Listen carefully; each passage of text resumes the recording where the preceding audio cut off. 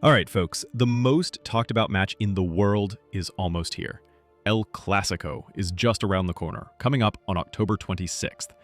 This fixture is massive every year, but this time it feels like it could reveal a lot about how each team's season will unfold. On one side, you have Real Madrid relying on their tried and true methods that have steamrolled opponents, even if a few cracks have shown lately. On the other side, you have Barcelona under a completely new approach.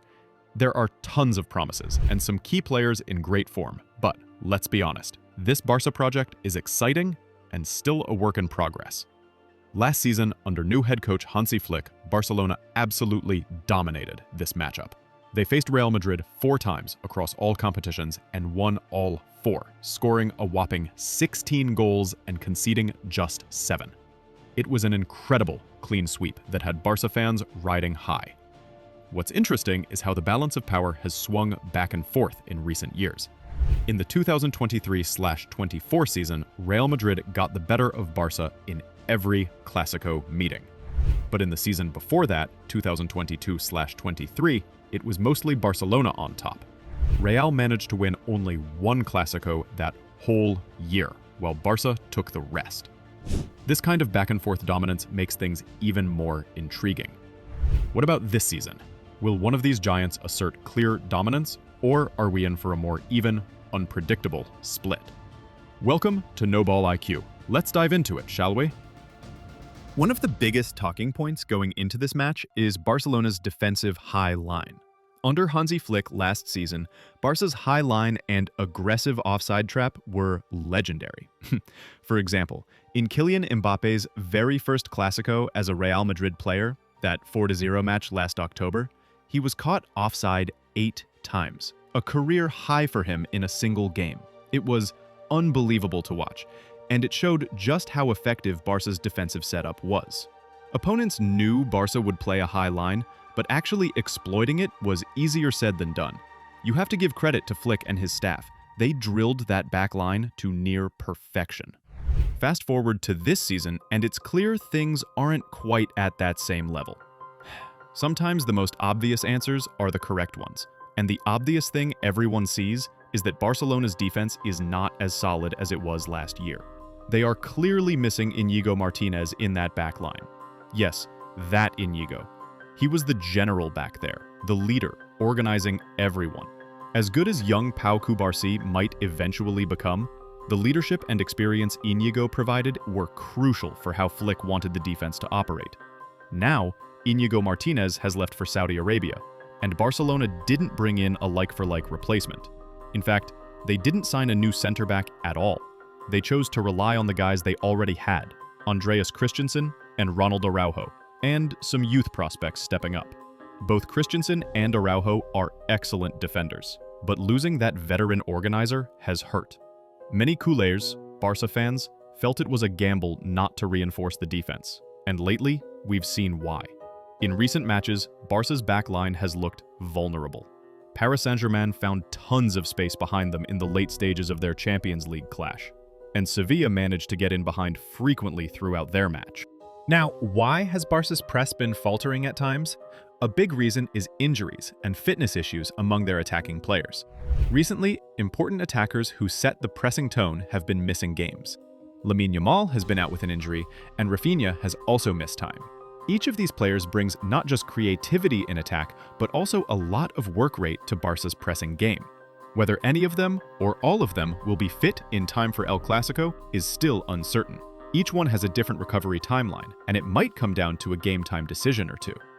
What's not up for debate is that when these guys are absent, Barcelona's attack suffers, and so does their defense. It's all connected. If Barcelona can't field the right personnel, the pressing won't be at the level it needs to be. In simple terms, if the press isn't functioning without the ball, say because key forwards are missing or not fully fit, and even with the ball, Barcelona can't stretch the opponent, for example, not having Lamine Yamal on that right wing to pin back the opposing left back, then Barca could be in trouble. Fans are half-jokingly saying if Lamine is on the pitch and happens to give the ball away, he'd much rather see Lamine lose it deep in the opponent's corner than in the middle of the field. At least then Barcelona aren't immediately wide open to a counter. It's a cheeky way to illustrate how having a player like Yamal provides an outlet and a safety valve. Also, remember that Gavi is out for an extended period. He's dealing with a serious injury. Gavi is a little engine in midfield. He presses aggressively and wins a lot of second balls that help Barca sustain attacks or quickly snuff out opponent breaks. Without him, there's one less ball winner when possession turns over. All these little things add up.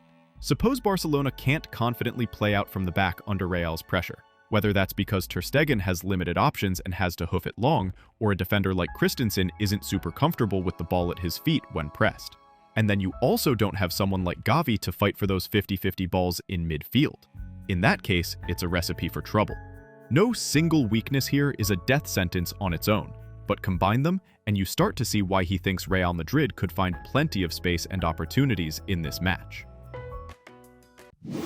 Hey, I want to slip in a quick apology for getting this preview out a bit later than usual. I appreciate you sticking around. If you're enjoying the analysis so far, do me a huge favor.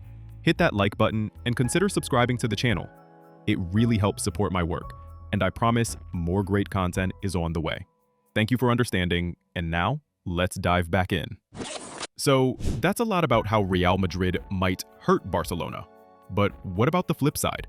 Where could Real Madrid be vulnerable in this Clásico? Interestingly, fans and I both think Real's weakness is very similar to Barcelona's. Real Madrid have also looked shaky when defending with a high line. Sounds familiar, right? Basically, Real under new coach Xabi Alonso are playing a more aggressive, front foot style than Madridistas might be used to, and that includes pushing their defensive line higher up the pitch.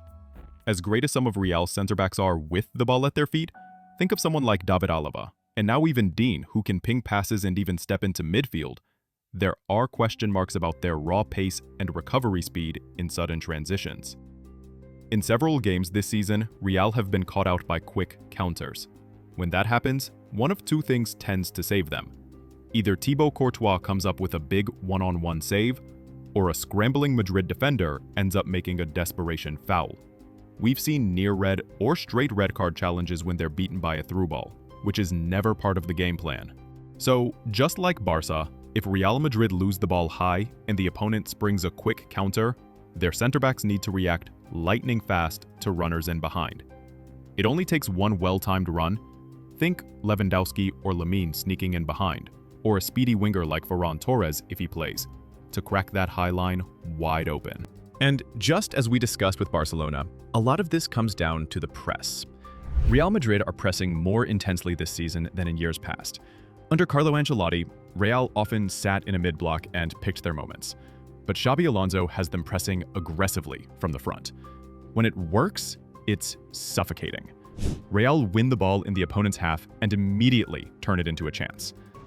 But if that first line of press is bypassed, suddenly the opposition can play through Real's midfield and launch attacks of their own. All of this sets the stage for what could be a game of who presses better and who handles the press better. Which brings us to perhaps the most important area of all, the midfield, where each team's style and strategy often comes to life, or falls apart. No discussion about Barcelona's chances in this game would be complete without focusing on Pedri. If Barca are going to weather Real's press and impose their own game, Pedri will be central to making that happen. Pedri might be the key player for Barcelona in this Clásico, assuming he's fit and ready, of course. We got a vivid demonstration of Pedri's importance in Barca's recent Champions League match against PSG. Barcelona were struggling badly to beat PSG's press in that game. Every time they tried to play out from the back, it looked nervy. Pedri was basically the only guy on the field who seemed capable of escaping that pressure consistently, receiving the ball in tough spots, wriggling away from defenders, and advancing play. He was the outlet, the relief valve, the one orchestrating some semblance of possession for Barcelona. The moment Pedri was subbed off around the 81st minute of that PSG match, whatever grip Barca had on the game just slipped. They lost control of midfield entirely once he was gone. Pedri is the metronome for this team. He sets the tempo and keeps Barca ticking. When Pedri went off, Barcelona lost all semblance of control. That's a huge statement about a 20-year-old midfielder, but it's true. Without him, Barcelona are a significantly less composed side. So, from both the Barca and Real perspectives, Pedri is the man to watch. If he has a good game, Barcelona's chances of controlling the match and breaking through Real's press go way up. If Real managed to neutralize him, perhaps by doing what PSG did, crowding him and, frankly, fouling him repeatedly, Pedri got the living daylights kicked out of him in that PSG match. It was like a death by 1,000 cuts, similar to how teams used to try to slow down young Messi with constant little fouls. Then Barcelona will have to find another way to dictate the game. On the flip side, who holds the keys for Real Madrid's success? There are plenty of star names, but the one both of our analysts kept coming back to was Kylian Mbappe. It might sound almost too easy or obvious to say Mbappe will be the key, but sometimes the obvious answer is the right one. This is exactly one of those cases. Mbappe is, quite simply, the biggest difference maker on the pitch for Real Madrid right now. He's in red-hot form. He's a big game player, and you better believe he'll be licking his chops at the prospect of running in behind a shaky high line if the opportunity arises. Now, of course, football is not one-dimensional, and Real Madrid aren't a one-man team. There are other potential X-factors we should mention. One name that's come up in past Clásicos is Fede Valverde. In recent years, Valverde often hurt Barcelona with his energy and directness. Remember those games where he was flying up and down the right wing, even scoring from distance? He was the kind of player Barca's midfield couldn't quite match in terms of sheer vertical thrust. However, Valverde isn't having the greatest season so far. He hasn't been as influential or as in form as Madrid might need, especially in filling the void of legendary midfielders like Kroos and Modric, who are no longer there to control the game. Under Xabi Alonso, Real's midfield is still finding its new identity, and Valverde hasn't quite hit the heights we know he can. If he has a big game, it would be a huge boost for Madrid, but it's not something they can bank on with certainty right now. So the dilemma is, if Bellingham comes into the starting 11 like the Getafe game, do you change the formation to accommodate him as a number 10 or a second striker? Do you drop one of the forwards and play Jude in midfield? If they stick to the 4-3-3, maybe Bellingham will play as one of the central midfield three, which could work. He's very versatile. But then, who drops out? You likely don't bench Arda Güler given his creative output. Vinicius Jr. and Mbappe are obviously going to start. Maybe Franco doesn't start. Let's call him Eminem for now. And Bellingham plays in more of an advanced midfield role while Güler stays on the right wing. However it unfolds, it's a selection headache, albeit a good one, for Xabi Alonso. I am really curious about this, because a lot of Real's success has come with that balanced 4-3-3, and Bellingham hasn't been a part of that lineup yet since his injury. Will Real tweak their shape to get Jude on the field, or will they ask him to slot into the existing system?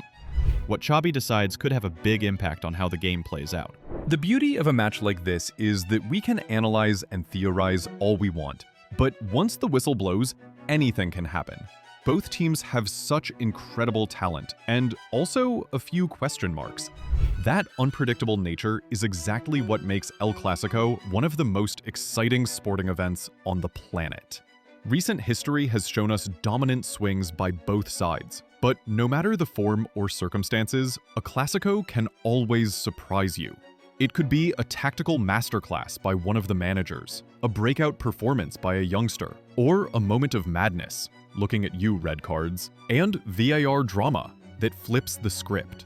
What we do know is that all these questions we've raised about high lines and pressing, about Pedri's influence, about Mbappe's form, and lineup choices will be answered on the pitch very soon.